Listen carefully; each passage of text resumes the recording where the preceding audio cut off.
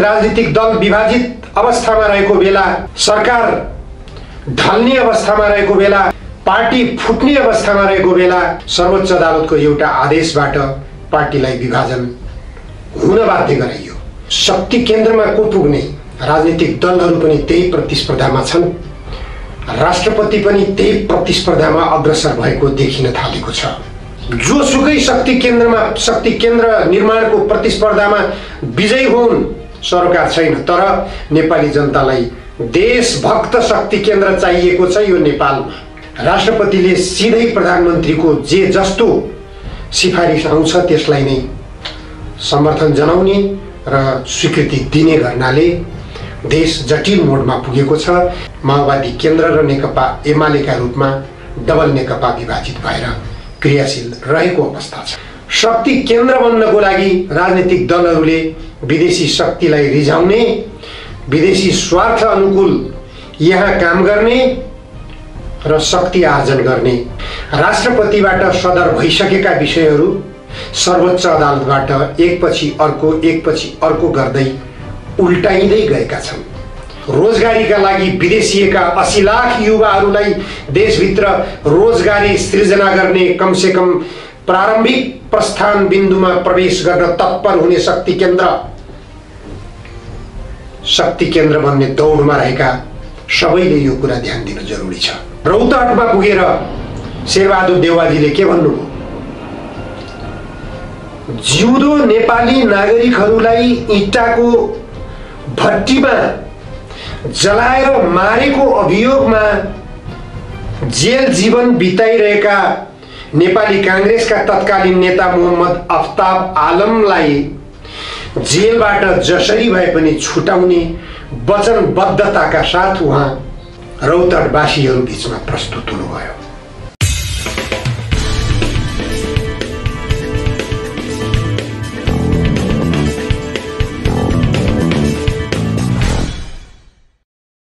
जनधारणा खबरमा यहाँहरूलाई स्वागत छ। देशमा अहिले शक्ति केन्द्रको प्रतिस्पर्धा चलिरहेको छ। शक्ति केन्द्रमा को पुग्ने, राजनीतिक दलहरू पनि त्यही प्रतिस्पर्धामा छन्, राष्ट्रपति पनि त्यही प्रतिस्पर्धामा अग्रसर भएको देखिन थालेको छ। गत शुक्रबार मात्रै राष्ट्रपति निवासमा देशका सुरक्षा अङ्गका प्रमुखहरू लगायत गृहमन्त्रीलाई बोलाएर राष्ट्रपतिले बैठक गर्नुभएको थियो। जुन बैठकबारे बाहिर समाचार आउने क्रममा बाढीबाट पीडित जनताहरूको अवस्था बारेमा जानकारी लिनको लागि सो सुरक्षा निकायहरूको बैठक बोलाइएको भनेर आयो। तर राष्ट्रपतिले जानकारी लिनको लागि राष्ट्रपतिका सबैभन्दा प्रमुख सल्लाहकारको रूपमा अथवा संवैधानिक रूपमै व्यवस्था गरिएको राष्ट्रपतिको सल्लाहकारको रूपमा यो देशका प्रधानमन्त्री छन्। प्रधानमन्त्री मार्फत राष्ट्रपतिले जानकारी लिनुपर्ने हुन्छ, तर सुरक्षा निकायका प्रमुखहरूलाई त्यसमा पनि गृहमन्त्री समेतलाई बोलाएर एकैपटक संयुक्त बैठक बसालेर छलफल गर्नुले केही संकेत गरिरहेको छ। यो संवैधानिक राष्ट्रपतिको रूपमा रहेका राष्ट्रपतिको निम्ति संविधानले दिएको अधिकार क्षेत्रभन्दा बाहिरको गतिविधि हो भन्ने कुरा आम रूपमा राजनीतिक वृत्तमा चर्चा भइरहेको छ। राष्ट्रपतिलाई संविधानले स्पष्ट रूपमा के गर्न पाउने र के गर्न नपाउने भनेर व्यवस्था गरेको छ। त्यस अनुरूप राष्ट्रपतिले गर्न पाउने भनेको मन्त्री परिषदले सिफारिस गरेर पठाएका विषयहरूमा ल्याप्चे लगाउने हो। त्यसरी राष्ट्रपतिबाट ल्याप्चे लगाइएका कुराहरूमा, विषयहरूमा राजनीतिक दलहरूबाट असहमति जनाउँदै सर्वोच्च अदालतलाई गुहार्ने काम भइरहेको छ। राष्ट्रपतिबाट सदर भइसकेका विषयहरू सर्वोच्च अदालतबाट एकपछि अर्को गर्दै उल्टाइँदै गएका छन्। खास गरेर राष्ट्रिय संवेदनशीलताको सवालमा राष्ट्रपतिबाट मन्त्री परिषदको सिफारिसलाई स्वीकृति जनाउने क्रममा गम्भीरतापूर्वक अध्ययन गरेर सर्वोच्च अदालतको परामर्श समेत लिनुपर्ने आवश्यक भएमा लिएर मात्र सदर गर्नुपर्ने हो। त्यसो नगरेर राष्ट्रपतिले सिधै प्रधानमन्त्रीको जे जस्तो सिफारिस आउँछ त्यसलाई नै समर्थन जनाउने र स्वीकृति दिने गर्नाले देश जटिल मोडमा पुगेको छ। राष्ट्रपतिबाट निर्णीत कुराहरू पनि सर्वोच्च अदालतबाट उल्टिँदै गएका छन्। संविधान सम्बद्ध ढङ्गले काम हुँदै जाने हो भने निश्चित रूपमा सबैलाई अनुशासनमा बस्न संविधानले निर्देशित गरेको छ। केही प्रावधानहरूमा राजनीतिक दलहरूले मिलेर सहमति बनाएर राष्ट्रिय अहितमा व्यवस्था हुन गएका त्रुटिवश भएका भनेर पनि सच्याउन सकिन्छ। त्यसलाई आम सहमति राजनीतिक दलहरूको सहमति राष्ट्रिय हितमा बनाउन सकिन्छ र त्यस्ता धाराहरूलाई संशोधन गर्न पनि सकिन्छ। तर राजनीतिक दलहरूमा त्यो देखिएको छैन। राजनीतिक दलहरूले शक्तिशाली बन्नको लागि अथवा शक्ति केन्द्र बन्नको लागि राजनीतिक दलहरूले विदेशी शक्तिलाई रिझाउने, विदेशी स्वार्थ अनुकूल यहाँ काम गर्ने र शक्ति आर्जन गर्ने प्रतिस्पर्धा गरिरहेका छन्। यो हामी सबैले देखेको कुरा हो।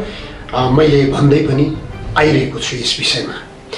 यस क्रममा राजनीतिक दलहरूबाट हुने गरेका राष्ट्रिय हित विपरीतका कामहरूलाई सर्वोच्च अदालतले निषेध गर्दै आएको छ।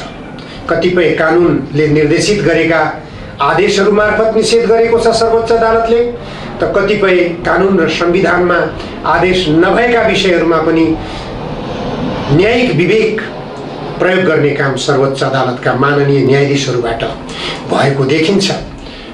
राजनीतिक मुद्दामा प्रवेश गर्ने क्रममा सत्तासीन राजनीतिक दल विभाजित अवस्थामा रहेको बेला, सरकार ढल्ने अवस्थामा रहेको बेला, पार्टी फुट्ने अवस्थामा रहेको बेला सर्वोच्च अदालतको एउटा आदेशबाट पार्टीलाई विभाजन हुन बाध्य गराइयो।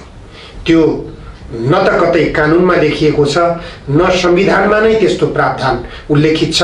तर संविधानमा लेखिएको भन्दा बाहिर गएर, कानुनमा लेखिएको भन्दा बाहिर गएर सो विवेकको प्रयोग गरेर न्यायाधीशले यस्तो निर्णय गरे। यस्तो निर्णय गर्दाखेरि राजनीतिक दलहरूबाट त्यो निर्णयलाई मान्न, त्यो निर्णयलाई कार्यान्वयन गर्न बाध्यता सृजना भयो र अहिले माओवादी केन्द्र र नेकपा एमालेका रूपमा डबल नेकपा विभाजित भएर क्रियाशील रहेको अवस्था छ।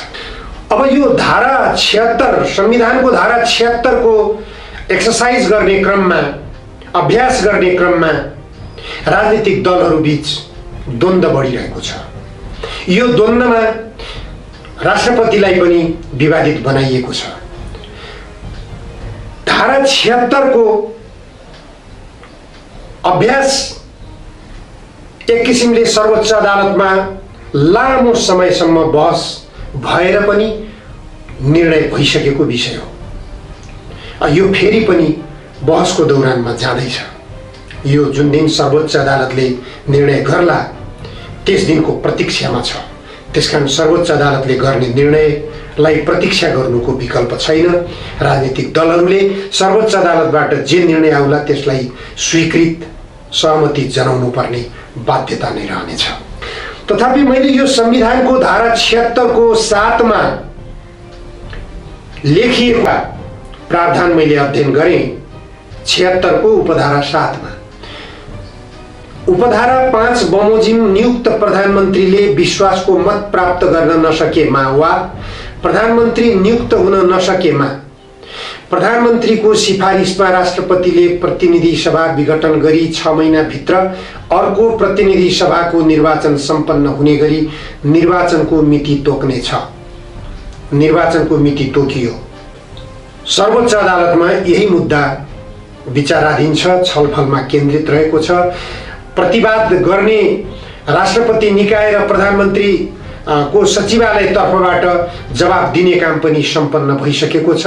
अब छलफलको प्रतीक्षा मात्रै छ। 9 गतेदेखि यो छलफल प्रारम्भ हुनेछ। अब त्यो पनि भोलिको दिन हो। भोलिदेखि यो हामीले सुन्न पाउने नै छौँ र छिटै परिणाम पनि आउने विश्वास गर्न सकिन्छ। तर यो उपधारा 7 ले निर्वाचनको मिति तोक्ने छ भने बमोजिम निर्वाचनको मिति तोकियो।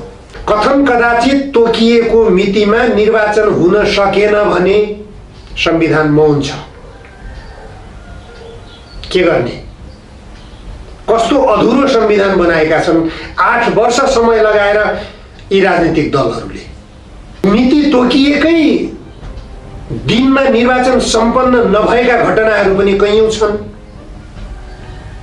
6 महिना त पूरा भइसक्छ। त्यति बेलासम्म कोरोना संक्रमणको कारणले गर्दाखेरि तोकिएको समयमा निर्वाचन नहुन सक्छ अथवा अन्य कुनै परिस्थिति जन्य घटना हुन सक्छन् देशभित्र, जुन घटनाले गर्दा, जुन कारणले गर्दा निर्वाचन नहुन सक्छ। निर्वाचन हुन सकेन भने छैन व्यवस्था। त्यसले गर्दा संविधानले शक्ति केन्द्रका लागि प्रतिस्पर्धामा गर्न असंवैधानिक गतिविधि गरेर भए पनि शक्ति केन्द्रका लागि प्रतिस्पर्धा गर भनेर बाटो खोलिदिएको छ। त्यसकारण नेपाली जनताको लागि जोसुकै शक्ति केन्द्र निर्माणको प्रतिस्पर्धामा विजयी हुन् सरोकार छैन। तर नेपाली जनतालाई देशभक्त शक्ति केन्द्र चाहिएको छ। यो नेपालमा देशभक्त शक्ति केन्द्रको आवश्यकता छ। देशभक्त शक्ति केन्द्र भनेको के?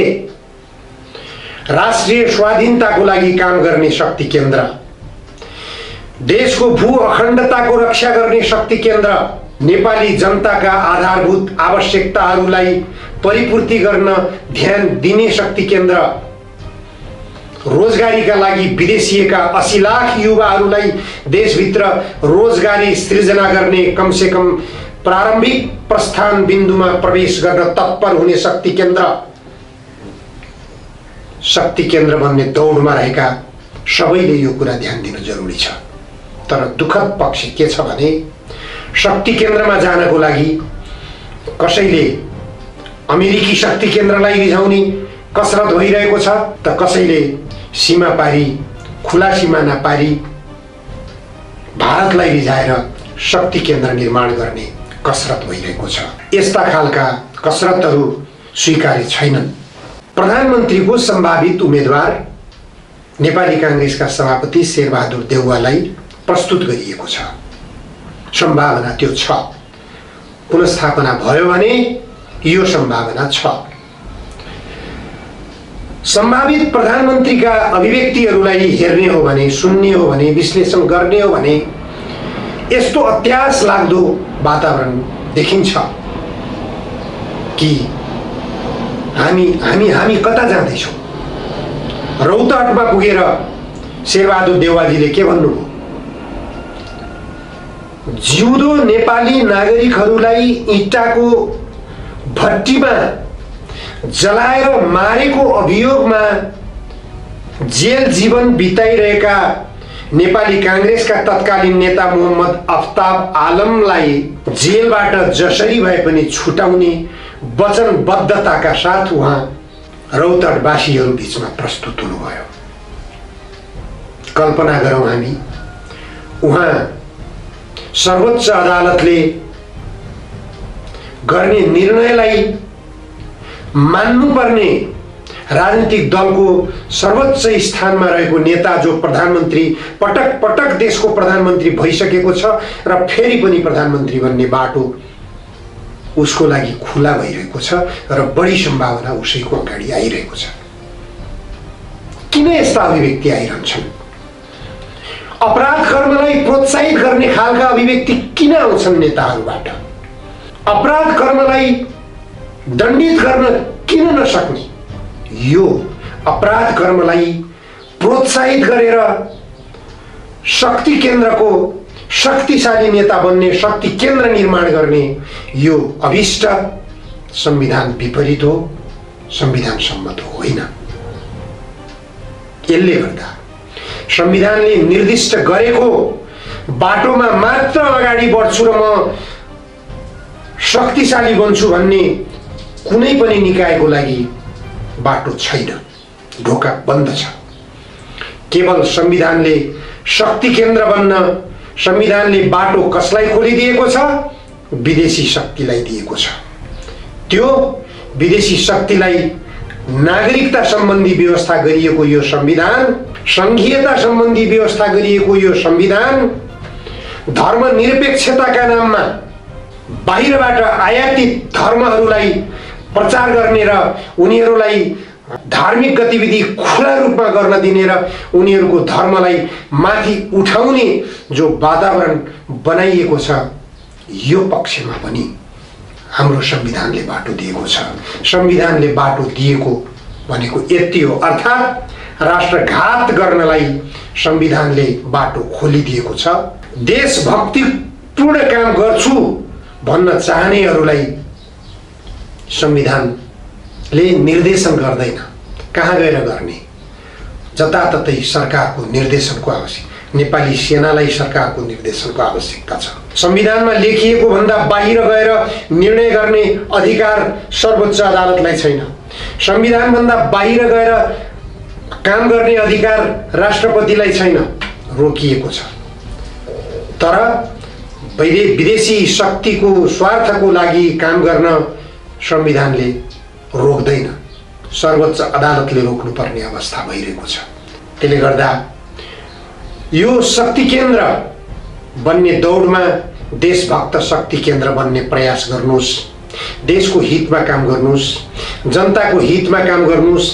देशको हितमा काम कसरी हुन्छ, जनताको हितमा काम कसरी हुन्छ, संविधान संशोधन गरेर भए पनि, संविधानलाई च्यातेर भए पनि, संविधानलाई उछिनेर भए पनि, संविधानलाई कुल्चेर भए पनि देशको हितमा काम गर्नुस्, जनताको हितमा काम गर्नुस्। नेपाली सेना शक्ति केन्द्र बने पनि हुन्छ, सर्वोच्च अदालत शक्ति केन्द्र बने पनि हुन्छ, राष्ट्रपति कार्यालय शक्ति केन्द्र बने पनि हुन्छ, प्रधानमन्त्री कार्यालय शक्ति केन्द्र बने पनि हुन्छ। शक्ति केन्द्रको दौडमा रहेका राजनीतिक दलका नेताहरू जोसुकै शक्ति केन्द्र बन्न सफल हुनुहोस्, तर देश र जनताको हितमा काम गर्ने शक्ति केन्द्र बन्नुस्। अन्यथा नेपाली जनताले त्यस्ता शक्ति केन्द्रलाई, राष्ट्रको हितमा काम नगर्ने शक्ति केन्द्रलाई स्वीकार गर्ने छैनन्। आजलाई यति।